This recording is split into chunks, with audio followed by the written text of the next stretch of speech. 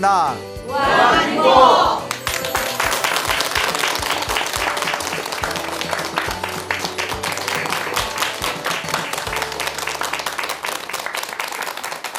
예, 만나서 반갑습니다. 예, 광우 스님이라고 합니다. 오늘 또 여러분들에게 아주 재미있는 인과 업보 불교설화를 또 들려드릴까 합니다. 그 2600여 전 부처님 당시에 있었던 일입니다. 그 부처님 당시에 덕차시라국이라는 나라가 있었습니다. 나라 이름이 덕차시라국. 예, 아마 인도말을 중국 한문 발음으로 옮긴 것 같아요. 그래서 덕차시라국이라는 나라가 있었는데 그 나라에 엄청나게 예쁘고 엄청나게 미인이고 엄청나게 좋은 집안의 아가씨였던 비사리라는 이름의 여자가 있었습니다. 이름이 뭐라고요? 비사리. 예, 비사리예요. 비사리. 이 비사리라는 여인이 있었는데 하루는 이 비사리라는 이 예쁜 아가씨가 친구들과 함께 봄날에 꽃 따러 이제 산에를 이제 올라가는 길이었어요. 이제 산에 가는 길에 이제 길을 가다 보면 산에는 이렇게 냇가 같은 게 있잖아요. 네. 개울이 있는데 다른 아가씨들은 이제 냇가를 건너다 보면 신발이 젖을 수도 있고 옷에 치마가 젖을 수도 있으니까 신발을 훌러덩 벗고 치마를 바싹 올려가지고 살금살금 이제 냇가를 건너갔답니다. 이 비사리는 신발이 비쌌나 봐요. 신발을 안 벗고 그리고 치마도 걷어 올리질 않고 그냥 첨벙첨벙 그냥 개울을 지나가는 거예요.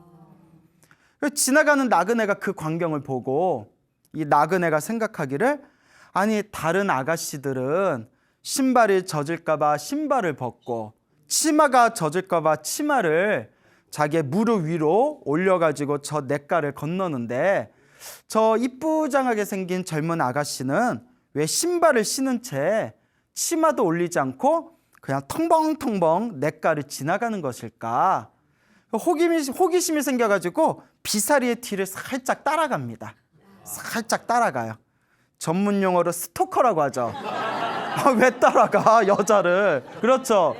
여자분 절대 뭐 여자 지나가는데 막 뒤에 졸졸 따라다니고 하면 돼요, 안 돼요? 안 돼요. 스톡 범죄예요, 범죄. 진상이라고 하죠. 왜 따라가? 살금살금 따라갔대요. 따라갔는데 또 있어요. 꽃을 딸 때 다른 이제 처녀, 다른 아가씨들은 서로 막 꽃을 좋은 예쁜 꽃을 따려고 나무 위에도 올라가고 절벽 위에도 올라가고 언덕에도 기어 올라서 꽃을 따는데 요 비사리는 다소곳하게 앉아가지고 딱 손에 닿는 데까지만 이렇게 꽃을 따더랍니다. 이제 꽃 구경을 다 하고 또 이제 꽃을 다 따고 난 뒤에 요 아가씨들이 이제 집으로 가려고 터벅터벅 내려가고 있을 때 나그네가 살짝 비사리 옆으로 와가지고 아가씨 내 질문이 있는데 제가 좀 물어봐도 되겠습니까? 그럼 마음 착한 비사리가 예 무슨 질문이 있으시길래 그러세요? 했더니 제가 이런 말하면 오해하지 마시고 당신이 아까 냇가를 건널 때부터 내가 지켜봤는데 내가 너무 궁금해서 그렇다. 왜 다른 아가씨들은 신을 신고 신을 벗고 치마를 무릎 위까지 올려놓고 냇가를 건너는데 왜 아가씨는 신발 신고 치마를 그대로 물에 다 젖는데도 그냥 개울을 건넌 거였냐 하니까 요 비사리가 하는 얘기가 예 신발을 벗고 건너다가 혹 바닥에 날카로운 것에 발이 찔리면 상하지 않습니까? 부모님이 주신 소중한 몸인데 어떻게 함부로 몸을 굴리겠습니까? 그리고 또 치마를 무릎 위까지 올리면 맨살이 훤히 드러날 텐데 행여라도 다른 남장네들이 보면 그것도 얼마나 부끄러운 일입니까? 그래서 젖든가 말든가 이제 발이 다칠까 봐 신발을 신고 건넜고 또 남정네들을 홀씨 보고 음탕한 생각을 일으킬까 봐 저기 치마를 올리지 않고 개울을 건넌 겁니다 라고 이야기하더래요. 그럼 수영복 입은 여자들은 어떡하냐? 예, 그래요. 그 하나 이야기일 뿐이에요. 또 수영복 장사하신 분들 얼마나 기분 나쁘겠어요. 그 나그네가 감탄을 하더래요. 이렇게 정숙한 여인을 보았나? 그럼 왜 꽃을 딸 때에는 그 예쁜 꽃들이 주변에 많은데 왜 손이 닿는 데까지만 꽃을 땄습니까? 꽃에 대한 욕심이 없습니까? 질문을 던지니까 나무 위에 올라가다 혹 떨어질 수도 있고, 절벽 위에 올라가다 혹 미끄러질 수도 있고, 언덕에서 발이 걸려 넘어질 수도 있지 않습니까? 굳이 꽃 몇 송이 때문에 부모님이 주신 소중한 몸을 함부로 험한 곳에 제 몸을 움직일 수 있겠습니까? 그래서 그냥 손 닿는 데까지만 꽃을 딴 겁니다 하니까 그 마음 씀씀이가 너무 예쁜 거예요. 그래서 혹시 아가씨는 어느 집안의 여인네고 이름은 어떻게 됩니까? 약간 분위기가 헌팅 분위기예요. 우리 치면 저 연락처 좀 주실래요? 그래서 이 아가씨가 하는 얘기가 저의 아버지는 누구누구 아무개이시고 저의 이름은 비사리입니다. 그래서 이제 그 다음날 나그네가 옷을 아주 그냥 화려하고 고급진 옷을 딱 입고 비사리네 집안에 딱 방문합니다. 그 비사리 아버지를 만나서 이렇게 얘기합니다. 안녕하십니까? 저는 사실 저 옆에 있는 큰 나라인 코살라국 파사익 왕의 총애받는 큰 신하이신 코살라국의 파사이 왕의 큰 그 총애를 받는 신하이신 리기미 대신에 이름이 좀 그렇죠? 리기미. 예? 네, 제가 만든 말 아니에요? 왜 웃어요? 리기미 대신에 이제 명을 받고 리기미 대신에 아들분과 결혼을 시키기 위한 좋은 짝을 찾기 위해서 전국을 돌고 있는 리기미 대신의 신하입니다. 제가 어저녁에 제가 우리 비사리 아가씨를 보고 너무나 그 현명함에 제가 감탄을 해서 제가 비사리 이 아가씨를 제가 모시는 주인님이신 리기미 대신님의 아들분과 결혼을 시키고자 합니다. 허락해 주십시오 이러는 거예요. 그러니까 이제 그 당시에 가장 큰 강대국 중에 이제 코살라국이라고 있었어요. 그 코살라국의 왕의 총애를 받는 리기미 대신에 아들과 이제 결혼을 시키고자 하는 거예요. 그러니까 아버지가 된다고 했을까요? 안 된다고 했을까요? 참, 그렇게 존심 없이 바로 아이고 좋아요 할 수는 없죠. 안 됩니다 이랬대요. 안 됩니다. 내 딸이 그렇게 싸게 보입니까? 우리 딸 비쌉니다. 그래서 이름이 뭡니다? 비살입니다 이러는 거예요. 우리 딸 비싼 여자입니다. 그러니까 함부로. 근데 이제 간곡하게 이제 부탁을 하니까 이제 마음이 움직여서 결국 이제 결혼을 맺기로 약속을 합니다. 이제 소식을 들은 코살라국에 이제 리기미 대신이 이제 직접 이제 아들을 데리고 결혼 예물을 가지고 이제 그 덕차 시라국의 비사리 집안에 와서 서로 예를 올리고 결혼 예물을 주고받고 성대한 결혼식을 올리게 됩니다. 이제 비사리를 딱 보니까 얼굴도 예뻐 보여, 그리고 머리도 똑똑해 보여, 집안도 좋은 집안이야. 시아버지가 너무 마음에 쏙 드는 거예요. 그래서 이제 그 친정집에서 성대하게 결혼식을 마치고 난 뒤에 비사리를 데리고 이제 시댁으로 가게 됩니다. 시댁에 가는 길에 이제 얼마나 많은 그 이제 하인들과 부하들을 데리고 이제 시댁에 가게 되잖아요. 그때 나그네들이 해를 피하고 그늘에서 편히 쉴 수 있도록 길 한가운데에 큰 정자가 있었대요. 지붕이 있는 아주 넓은 정자가 있었는데 거기서 이제 근처에다 말을 묶어놓고 이 리기미 대신과 비사리의 일행들이 그 시원한 지붕의 그늘 밑에서 휴식을 취하고 있을 때 멀리서 큰 코끼리가 이렇게 지나가는 게 보이는 거예요. 큰 코끼리가, 인도니까 코끼리가 있었겠죠. 비사리가 순간 마음에 이렇게 불안한 느낌이 들어서 이제 촉이 좋다고 해죠. 뭐가 좋다? 촉이 좋아요. 그래서 시아버지에게 부탁을 합니다. 아버님, 그러지 마시고 우리 좀 불편하더라도 저 멀찍이 나무 그늘 아래에서 좀 쉬면 안 되겠습니까? 제 생각에는 여기 자리를 좀 옮겼으면 합니다 이러는 거예요. 그러니까 시아버지 입장에서는 이해가 안 되는 거예요. 아니 쉬려면 이 정자에 큰 지붕 아래에서 이 큰 그늘 아래에서 쉬면 좋은데 며느리가 왜 그런가 싶다가 뭔가 깊은 뜻이 있겠지 해가지고 자리를 옮깁니다. 일행들이 막 투덜투덜 대는 거예요. 에이 리김이 뭐 이러면서 아유 리김이 우리 리김이 주인님 왜 자리를 옮기라고 해요? 오해하지 마세요. 오해하지 마세요. 이름이 뭐라고요? 리김이. 아우 리김이 왜 그래? 뭐 이러면서 이제 자리를 옮겼답니다. 장기를 이제 옮겼는데 자리를 옮기고 얼마 안 돼서 멀리서 보이던 코끼리가 가까이 오더니 등이 가려우니까 그 큰 정자의 기둥에다가 코끼리가 등을 갖다 놓고 막 긁더래요. 그러니까 지붕이 어떻게 되겠어요? 기둥이 막 이제 무너지면서 지붕이 와장창 무너져가지고 그 밑에서 쉬고 있던 나그네들이 죽거나 크게 다쳤대요. 멀리서 자기들의 아까까지만 해도 쉬고 있던 그 정자의 지붕이 코끼리에 의해서 와르르 무너진 걸 보고 그때 사람들이 다들 간담이 서늘한 거예요. 그때 시아버지인 리김이 대신에 야 며느리 말 잘 듣길 며느리 말을 듣기를 정말 잘했구나. 아 우리 며느리가 이제 봤더니 아주 지혜로운 사람이었구나. 그렇게 이제 마음으로 더 흐뭇한 겁니다. 어떻게 보면 이제 생명의 은인이잖아요. 그래서 이제 며느리에게 물어보죠. 비결이 뭐니? 예, 제가 촉이 좋아요. 뭐 이런 거예요. 촉이 좋아요. 자, 그래서 이제 또 길을 건너는데 길을 가다가 강을 만났어요. 강. 얕은 강을 만났는데 이제 얼마나 목이 마르겠어요.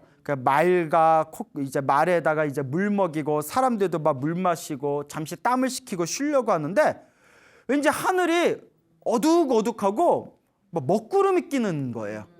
그러니까 또 살짝 이 불안한 마음이 든 비사리가 아버지한테 또 부탁을 해요. 아버님 지금 날씨가 좋은 듯 하겠지만 그래도 저희가 좀 이렇게 언덕 쪽으로 올라가서 편안하게 쉬는 게 좋겠습니다. 차라리 지금 이 강을 건너가지고 저 위에 언덕에서 차라리 좀 더 쉬는 게 어떻겠습니까? 그래서 또 시아버지 입장에서 이해가 안 되는 거예요. 사람이 더울 때는 어디서 쉬는 게 좋아요? 그렇죠. 시원한 물가가 있는 데서 강가에서 쉬는 게 좋은데 며느리가 또 괜히 사람들 다 피곤해 죽겠는데 자리 옮기자고 하니까 얘가 또 왜 이렇게 오버하지? 하다가 아까 코끼리 사건도 있었잖아요. 그래서 그래 한번 네 말대로 옮기자 그러자. 그래서 사람들한테 일행들한테 이제 부하들한테 얘들아 이 강을 빨리 건너서 언덕에서 쉬자 하니까 부하들 또 투덜투덜 되는 거예요. 뭐라고 했겠어요? 아우 리김이 예? 우리 리김이 주인님 참 왔다 갔다 해. 리김이 이름이 뭐라고요? 리김이 예. 자 그러니까 이름을 잘 져야 돼요. 아우 리김이 뭐 이러면서 이제 또 강을 싹 건넜어요. 강을 건너고 이제 언덕에서 편안히 쉬고 있을 때 갑자기 먹구름이 시커멓게 끼더니 갑자기 막 폭우가 내려가지고 그 강에 물이 확 불어서 사람이 건널 수 없을 정도로 막 물이 콸콸콸콸 쏟아지더래요. 그래서 사람들이 다들 깜짝 놀라면서 처음부터 진작에 건너기를 잘했구나. 조금만 꾸물꾸물했으면 저 강바닥에서 쉬고 있다가 불어난 강물에 우리가 크게 된통 피해를 볼 뻔했구나 하면서 비사리의 지혜에 대해서 다들 감탄을 했다고 합니다. 그래서 사람은 뭐가 좋아야 돼요? 촉이 좋아야 돼요. 그래서 우리 불교에서도 이런 말이 있어요. 깨달음을 못 얻었으면 눈치라도 있던가. 아 중요한 거예요. 뭐라도 있던가? 예, 꼭 눈치 없는 사람들이 자 여기까지. 그래서 촉이 좋아야 돼요. 뭐가 좋아야 된다? 촉이 좋아야 됩니다. 그래서 이런 얘기도 있죠. 촉이 좋으면 절집에서도 새우젓을 얻어먹는다. 예, 모르겠어요. 자 어쨌거나 이제 그 비사리가 이제 시댁을 딱 갔는데 시댁에 가가지고 이제 거기서 이제 생활을 잘 하게 됩니다. 그래서 이제 시댁에서 생활을 잘하고 이제 남편하고도 금슬이 엄청 좋았나 봐요. 남편하고도 금슬이 좋고 알콩달콩 마음이 잘 맞았는지 아들을 7명을 낳아요. 아들 7을 낳습니다. 아우 지겨워 뭐 7이나 낳아. 근데 아들을 이제 7을 낳고 아들 7명이 다들 이제 무럭무럭 이제 자라고 있었을 때 근데 이제 큰 시련이 닥쳐요.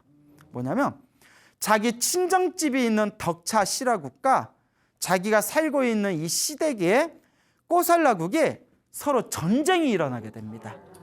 전쟁이 일어나기 직전까지 상황이 악화가 돼요. 그러니까 어떻게 보면 누구 편도 들기 어렵잖아요. 친정은 덕차 시라국에 있고 자기는 이제 남편과 시아버지를 모시고 코살라국에 있는데 이제 자기의 친정이 있는 나라, 자기의 모국, 자기의 조국과 또 이제 자기가 시집 온 나라에서 전쟁이 벌어지려고 하고 있을 때 저 덕차 시라국에서 사신을 보냅니다. 사신이 딱 와가지고 코살라국의 왕 앞에서 질문 3가지를 던져요. 이게 한마디로 간 보는 거예요. 뭘 보는 거다? 간 보는 거예요. 이제 우리가 전쟁을 해야 되는데 이 나라에 지혜로운 자가 있나 없나 간 보는 거예요. 일종의 정보전, 탐색전이죠. 그 질문 3개를 던집니다. 그 질문 3개가 뭐냐? 똑같이 생긴 말 있잖아요.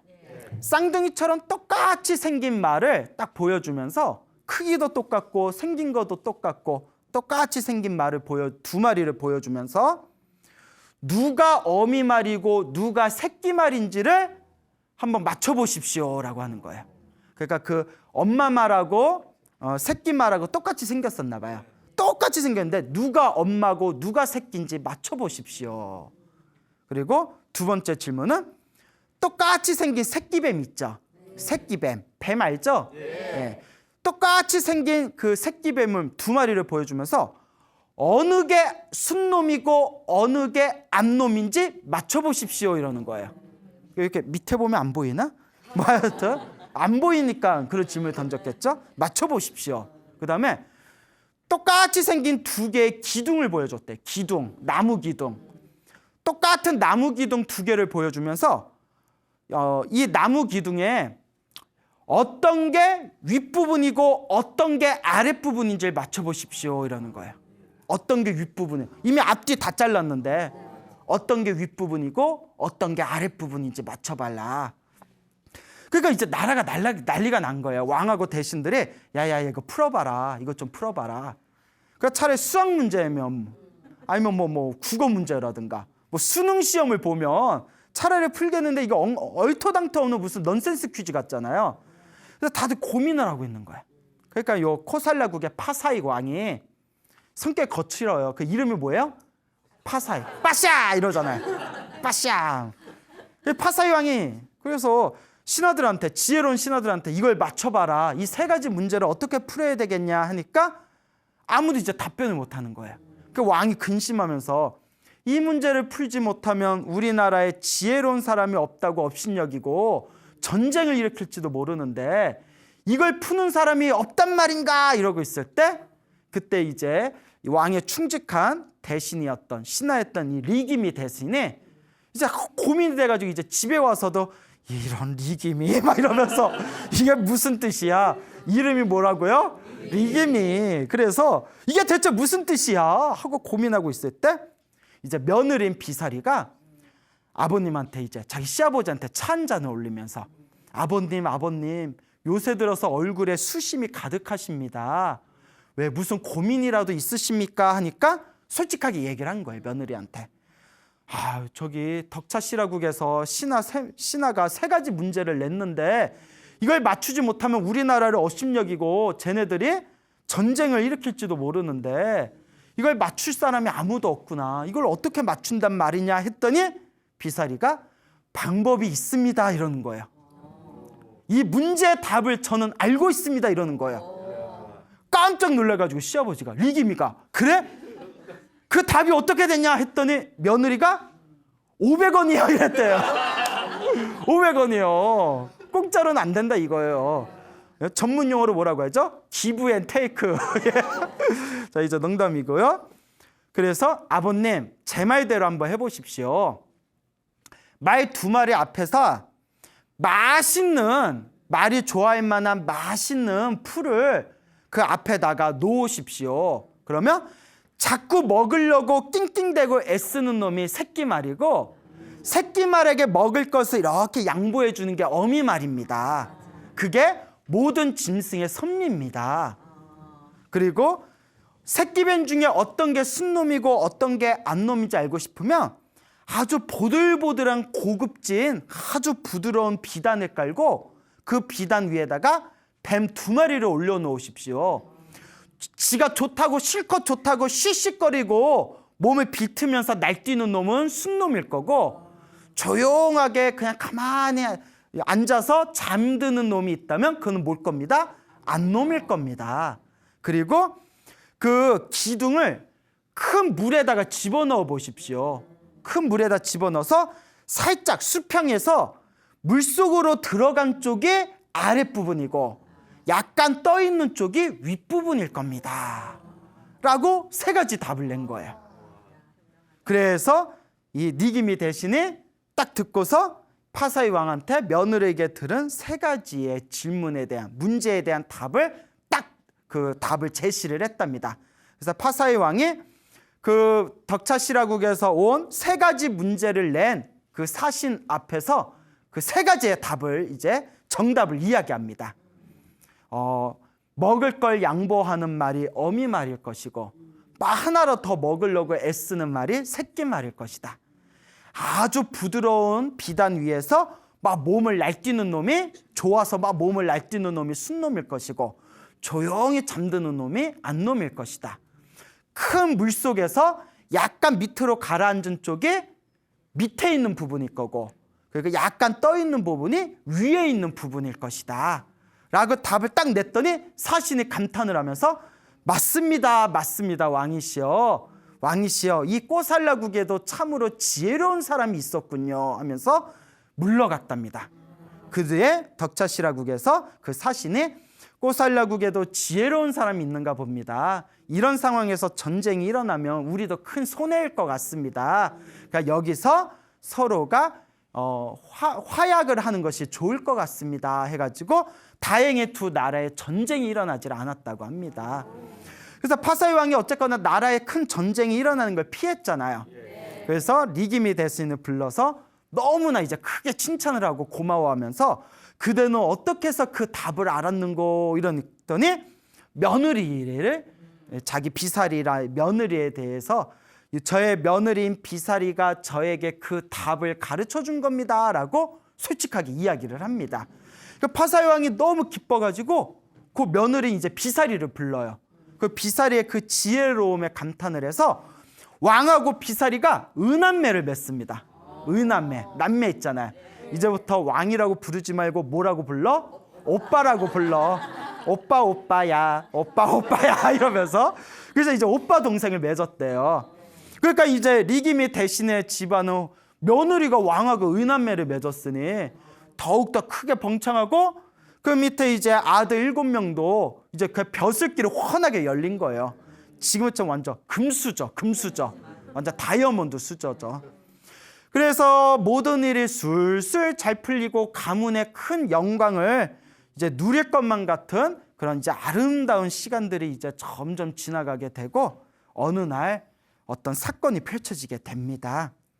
이제 아들들도 무럭무럭 자라나서 다들 이제 높은 지위의 벼슬을 하나씩 얻게 되고 또 이 리기미 대신의 집안도 더욱더 크게 번창했는데 어느 날 이 비사리가 굉장히 불심이 깊었대요. 부처님에 대한 믿음이 깊었기 때문에 항상 부처님과 부처님의 제자들을 집에 모셔서 항상 공양을 올렸다고 합니다. 그래서 이 비사리의 낙이 부처님과 부처님의 제자분들을 공양 올리고 항상 법문 듣는 걸 좋아했대요. 그래서 이제 어느 날이었습니다.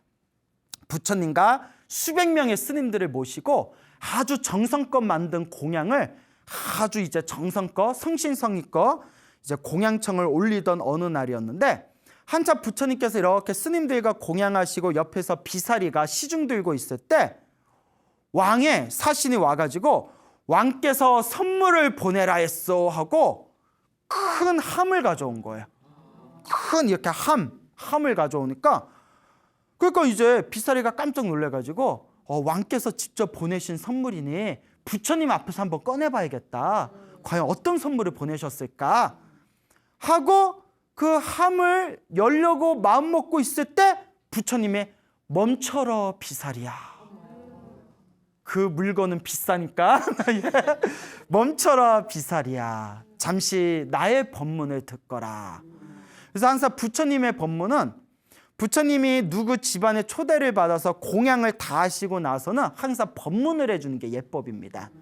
그래서 그 신도에게 이제 법을 설하는 게 그게 하나의 법인데 자 이제 비사리를 앉혀놓고 부처님께서 법문을 설하십니다. 비살이여 비살이여 세상의 모든 것이 덧없다. 이 세상에 그 어떤 것도 영원한 것은 없고 고정된 실체는 없다. 좋은 일도 나쁜 일도 인연 따라 일어난 거고 인연 따라 사라졌을 뿐, 인연 따라 일어나고 인연 따라 사라지는 이 인연법 안에는 영원한 것이 있다 없다. 영원한 것이 없고 고정된 실체가 있다 없다. 고정된 실체가 없구나. 그러니 일어나고 사라지는 이 인연법에 집착하지 않고 애착하지 않는 것, 그리고 항상 마음이 고요하고 평온한 것, 이것이 진정한 부처님의 가르침이다 라는 법문을 딱 듣는 순간 비사리가 그 자리에서 깨달음을 얻었대요. 그 자리에서 환한 깨달음을 비로소 얻습니다. 그래서 깨달음을 얻은 비사리가 그 깨달음의 희열 속에 환한 미소를 지었을 때 부처님께서 비사리는 이제 깨달음을 얻었구나. 내가 더 이상 비사리에게 해줄 법문이 없다 하면서 이제 제자들을 이끌고 기원정사 절로 돌아가십니다. 그 부처님과 스님들이 다들 떠나시고 나서 이제 홀로 깨달음의 그 고요함과 평온함을 느끼던 비사리가 이제 부처님과 스님들이 다들 이제 흩어지시고 왕께서 보내신 선물을 그때 비로소 뚜껑을 엽니다. 뚜껑을 딱 열었는데 아들 7명의 목이 들어있는 거예요. 아들 7명의 목이 하나, 둘, 셋, 넷, 다섯, 여섯, 일곱. 럭키 세븐? 와, 가슴이 어떻게 했어요? 보통 사에서는 그 자리에서 졸도했을 거예요.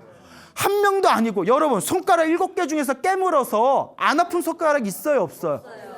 얼마나 가슴이 찢어지겠어요. 그래서 보통 사람은 그 자리에서 쓰러졌거나 정말 엄청난 트라우마에 시달리게 될 겁니다. 심장이 약한 사람은 아들 7명의 머리를 보고 심장마비로 죽을 수도 있어요. 그런데 부처님은 이미 이걸 다 꿰뚫어 보신 거예요. 그래서 비사리가 뚜껑을 열려고 했다 어떻게 하셨죠? 멈춰라 비사리여 하고 비사리를 위해서 법문을 해주고 난 뒤에 비로소 비사리는 깨달음을 얻었잖아요. 이미 깨달음을 얻어서 모든 욕망이나 집착이 없었기 때문에 아들 7명 아들의 잘린 머리를 봤지만 그 충격을 이겨낼 수가 있었다는 거예요. 아, 영원한 것은 없구나. 아들을 너무나 사랑하고 아들을 너무나도 애틋하게 아들을 생각하지만 이미 부처님 법문을 듣고 영원한 게 있구나 없구나, 영원한 게 없구나라는 걸 이미 깨달은 상태였어요. 그리고 비사리는 다른 사람들 옆에서 울부짖고 피눈물 흘리고 가슴을 쥐어짜고 가족들이 다들 피눈물을 흘리고 있을 때에도 비사리의 마음은 고요했대요. 비록 슬픔은 느껴지지만 그 슬픔에 휩싸이지 않고 고요한 마음으로 그 7의 아들의 시신들을 잘 추스려서 장례식을 여법하게 잘 마치게 됩니다. 그 비사리가 나중에 왜 아들 7명이 죽었는지를 알게 됩니다. 사실 비사리의 이 아들들이 너무나 잘 나가다 보니까 약간 교만함들이 있었나 봐요. 완전 금수저의 어렸을 때부터 최고의 엘리트의 길을 걷고 왕의 총애를 받는 집안의 그런 어떤 아들들이다 보니까 뭐 우리 엄마가 왕하고 오빠 동생 하는 사이인데 뭐 이런 교만함이나 자만심이 있었겠죠. 근데 이 리기미 대신의 집안과 반대쪽에 있는 대신이 있었대요. 상대편 대신이 있었는데 둘이 사이가 안 좋았나 봐요. 그러다가 어느 날 개울가에서 마차가 둘이 딱 만났는데 요 7명의 아들이 타고 있는 마차와 상대편 대신의 마차가 서로 마주쳤는데 서로 옥신각신 니들이 먼저 양보해라, 일종의 자존심 싸움이었겠죠. 그러니까 힘이 좋은 7 아들 중에 막내 아들이 상대편의 마차를 확 뒤집어 버렸대요. 이게 잘못하면 정말 집안끼리 싸움 날 일이잖아요. 그래서 급히 리기미 대신 집안에서 상대편 대신한테 사과를 했답니다. 우리가 무조건 미안하다. 젊은 놈들의 혈기가 완성해서 실수를 저질렀다. 이런 것 때문에 우리 서로 얼굴 붉히지 말자.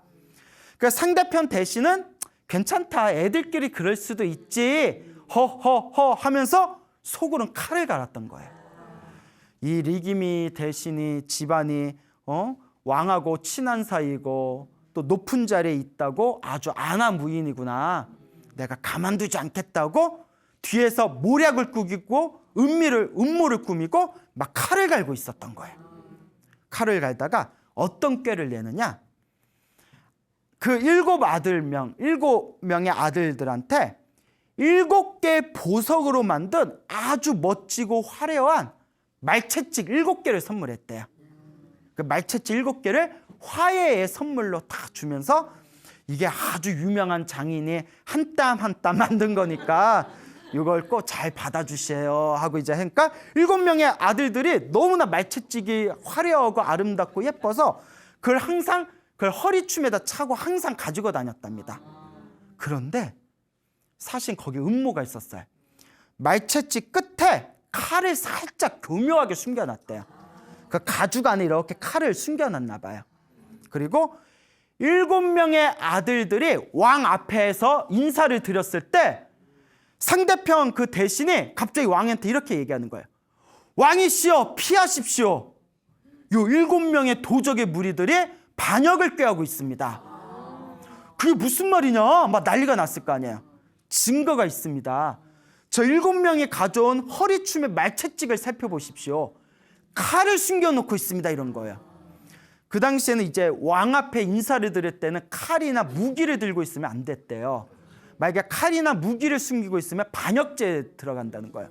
그러니까 7명의 아들들은 얼떨떨하고 파사의 왕이 야 한번 조사해봐라 해서 채찍의 끄트머리를 이렇게 가죽을 벗겨봤더니 자그맣고 날카로운 뭐가 다 발견된 거예요? 칼들이 발견된 거예요. 음모에 빠진 거죠. 근데 아까 얘기했잖아요. 파사의 왕이 성격이 어떻다? 빠샤 이래요. 다혈질이에요. 어떻게 보면 자기 의남매, 자기 동생 의남매를 맺었잖아요. 동생의 아들들이니까 자기 조카잖아요. 그럼 재판을 통해서 전후 사정을 한번 판단해봐야 되잖아요. 순간 분노를 참지 못하고 자기 조카나 다름없는 7명의 아들들의 목을 다 자르라고 명령을 합니다. 그 자리에서 사형을 해버린 거예요. 물론 나중에 파사의 왕이 후회했다는 얘기가 있어요. 자기가 순간에 분노에 눈이 멀어서 해서는 안 될 짓을 했다, 후회했다는 얘기도 있지만 어쨌거나 음모와 모략에 빠져가지고 그 7명의 아들들이 그 자리에서 모두 목이 잘리게 됩니다. 만약에 그 목이 잘린 7명의 아들들의 그 목이 들어있는 상자를 깨달음을 얻기 전에 봤으면 어떻게 됐을까요? 그 자리에서 쓰러졌겠죠. 하지만 부처님께서 그것을 다 꿰뚫어 보시고 비사리에게 모든 인연법에 일어나고 사라지는 것에 영원한 것이 없고 고정된 실체가 없다라는 깨달음의 법문을 듣고 마음의 고요함과 평온함이 있었기 때문에 7명의 아들들의 목을 받지만 자신의 마음을 추스릴 수가 있었던 겁니다. 그렇게 장례식이 잘 끝나게 됩니다. 그때 부처님의 수제자 중에 하나였던 아난존자가 부처님께 어느 날 질문을 드립니다. 부처님, 비사리라는 여인은 참으로 지혜롭고 현명한 여자였습니다.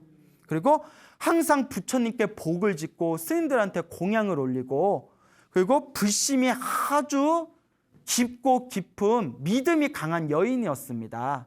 그런데 도대체 무슨 업의 인연이 있었기에 어떤 업보의 인연으로 저렇게 아들 7명을 한 번에 잃게 되는 저렇게 무서운 업보를 받은 겁니까? 저는 이해가 되질 않습니다. 우리 입장에서 설명은 그렇게 생각될 수 있잖아요. 그 절에 열심히 다니신 불자님들 중에 가끔씩 뭐 아이를 일찍 잃는다든가 집안이 뭐 크게 무너진다든가 안 좋은 일이 생기면 우리 그런 생각 들잖아요. 아이고 절에 그렇게 열심히 다녔는데 어떻게 저런 일이 생기지? 부처님도 무심하시지 저런 것도 안 막아주시고 얘라이 절에 가도 소용없다. 개뻥이다. 뭐 이런 생각 들 수 있잖아요. 그렇죠? 하지만 여러분 부처님 법을 제대로 공부를 안 하는 사람들이 그런 말을 합니다. 부처님 법은 인과법이에요. 무슨 법이다? 인과법. 내가 지은 업은 누가 받는다? 내가 받는 인과법입니다. 내가 지은 업은 결코 피할 수 있다 없다? 결코 피할 수가 없습니다. 그래서 우리가 기도하고 수행하는 것은 내가 받아야 할 업을 안 받는 게 아니에요. 크게 받을 거 어떻게 받는다? 작게 받는다. 결국 나쁜 업은 아예 안 짓는 게 좋아요. 이 내가 지은 업은 내가 받을 수밖에 없다라는 내 인생에 있어서 그 내 인생의 모든 행위의 책임은 내가 지을 수밖에 없다라는 이 우주의 법칙을 설하신 게 바로 부처님의 가르침입니다. 절에 열심히 다니면서 수행한 것은 수행한 거대로 언젠가 내 복이 될 것이고, 절에 열심히 다녔는데도 안 좋은 일이 생긴 것은 내가 과거에 지었던 내 업을 받았을 뿐입니다. 비사리의 이 가슴 아프고 이 가슴 찢어지는 사연도 결국 누가 지은 업의 인연이다? 내가 지었던 업의 인연이라는 겁니다. 그래서 부처님이 다음과 같이 이야기하십니다. 안 하나 의심하지 말아라. 저 비사리 여인의 저 슬픈 사연도 결국 누구의 업보다? 자기가 지은 자기의 업보였다 하면서 이와 같은 말씀을 하십니다. 머나먼 과거 전생에, 아주 머나먼 과거 전생에 소도둑이 있었대요. 소도둑이 있었는데 7명의 소도둑이 있었답니다. 7명이 소도둑했을 때 벌써 느낌이 오시죠? 이 7명의 소도둑이 항상 남의 소를 이제 훔쳐서 몰래 잡아먹고 했는데, 어느 날 엄청나게 가난해서 전 재산이 소 하나뿐이 없는 가난한 집안에 소를 몰래 훔쳤답니다. 훔치면 안 되잖아요. 이왕 훔쳐도 부잣집 소를 훔치든가. 전 재산이 소 한 마리인 가난한 사람의 소를 몰래 훔친 뒤에 멀리 물레방앗간에서 소를 잡아먹을 때 그 근처에 있는 식당을 하는 노파에게 부탁을 합니다. 할머니, 우리가 소를 잡아먹어서 소를 잡아먹을 건데 여기 소고기를 나눠드릴 테니까 할머니 와서 우리 이거 소 잡는 것 좀 음식 좀 끓여주시고 우리 좀 도와주십시오 라고 부탁을 했답니다. 그래서 노파가 뻔히 소도둑 놈인 걸 알면서도 욕망에 눈이 멀어서 그러면 소만 가져와라. 내가 소를 잘 잡아가지고 내가 고기를 만들어서 우리 같이 맛있게 먹자라고 서로 이제 마음을 맞추게 됩니다. 그래서 몇 월 며칠 몇 시에 서로 만나서 소도둑 놈 7명이 소를 잡아온 걸 노파가 잘 양파 다지고 마늘 다지고 고추장도 좀 풀고 뼈는 잘 이제 빼가지고 이제 사골도 끓여가면서 그 소를 잡아먹게 됐는데, 그때 소를 잃은 주인이 자기 집에서 피눈물을 흘리면서 분노하면서 이렇게 외쳤답니다. 누구든지 내 소를 잡아간 사람은 다음 생이건 다다음 생이건 내가 반드시 죽음으로 복수하리라 라고 분노를 그 말을 외쳤다고 합니다. 이와 같은 그 업의 인연에 의해서 7명의 아들들은 누구였을까요? 전생의 소도둑 7명이었고, 그 요리를 해주고 같이 밥을 먹었던 노파는 누구였을까요? 이번 생의 엄마였던 비살이었고, 그 7명의 아들들을 죽음에 몰아넣게 음모와 모략을 꾸몄던 상대편 대신은 바로 누구였을까요?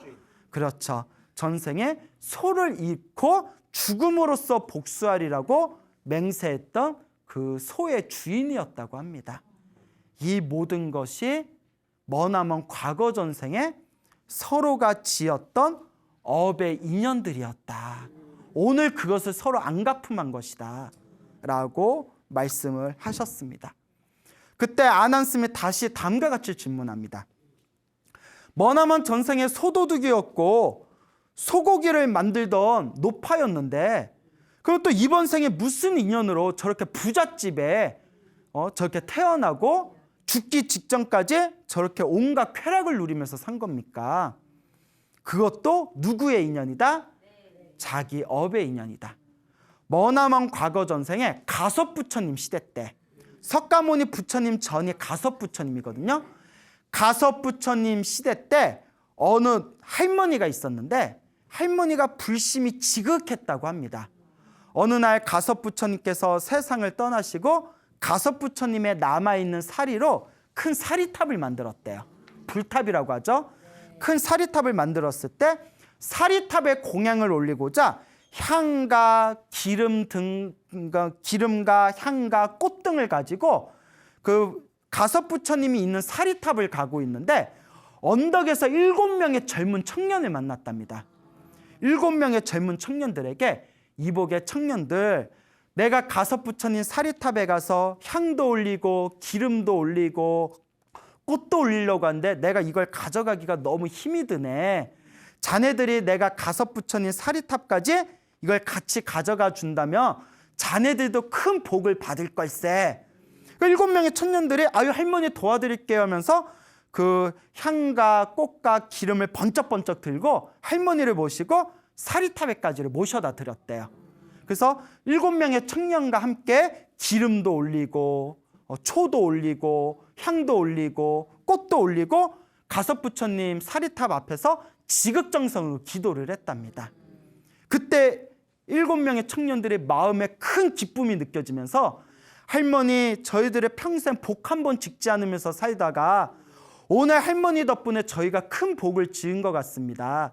만약 인연이 된다면 우리 7명이 머나먼 미래 생에는 할머니를 어머니로 모시고 저희가 이 은혜를 갖고 싶습니다 라고 했던 그 인연으로 이번 생에 지혜로운 여인으로 태어났고 부잣집의 7명의 아들로 태어나고 서로가 모자지간으로 만났던 것이다. 이것도 누구의 업의 인연이다? 자기가 지었던 업의 인연이었다라고 부처님께서 말씀을 하십니다. 여러분, 인과 업보가 이렇게 무서워요. 소도둑놈이 되어서 나쁜 건 나쁜 거대로 누가 받고? 내가 받고. 또 7명의 마음 착한 청년이 돼서 내가 지은 선업은 선업대로 또 누가 받고? 내가 받고. 노파였을 때 소고기를 잡은 소를 소고기를 만들어 가지고 몰래 그 훔친 소를 맛있다 먹으면서 악업을 지은 것도 누구의 업이었고? 내 업이었고. 또 머나먼 과거 전생에 가섭 부처님의 사리탑에 공양을 올리고 복을 짓고 선업을 지었던 것도 누구의 선업이었고? 나의 선업이었다는 거예요. 좋으면 좋은 대로, 나쁘면 나쁜 대로 한치의 어긋남도 없이 모든 것이 누가 지었던 업이었다? 내가 지은 업이었다. 이 이야기를 듣는 여러분들도 냉정하게 생각해 보시기 바랍니다. 여러분들도 인생 살아오면서 좋으면 좋은 대로, 나쁘면 나쁜 대로 다 누가 지은 업의 흔적이었구나. 내가 지은 업의 흔적이었고, 내가 지은 업의 열매였고, 내가 심었던 업의 씨앗들이었구나. 내가 던진 부메랑을 좋으면 좋은 대로, 나쁘면 나쁜 대로 내가 받는 것이었구나라는 이 부처님의 이 소중한 인과 업보의 가르침을 명확하게 이해하시기 바랍니다. 여러분, 한치의 오류도 없이 좋으면 좋은 대로, 나쁘면 나쁜 대로 행복도 불행도 다 내가 지은 업이었구나라는 것을 꼭 명심하시길 바랍니다. 알겠죠? 네. 여러분, 행복해지고 싶습니까? 네. 행복한 삶을 창조하고 싶습니까? 네. 복을 지으십시오. 선업을 지으십시오. 공덕을 쌓으십시오. 복과 선업과 공덕의 힘이 여러분들을 진정한 행복의 길로 이끌어 줄 것입니다. 오늘 여기서 마치겠습니다. 소중한 나 무한행복.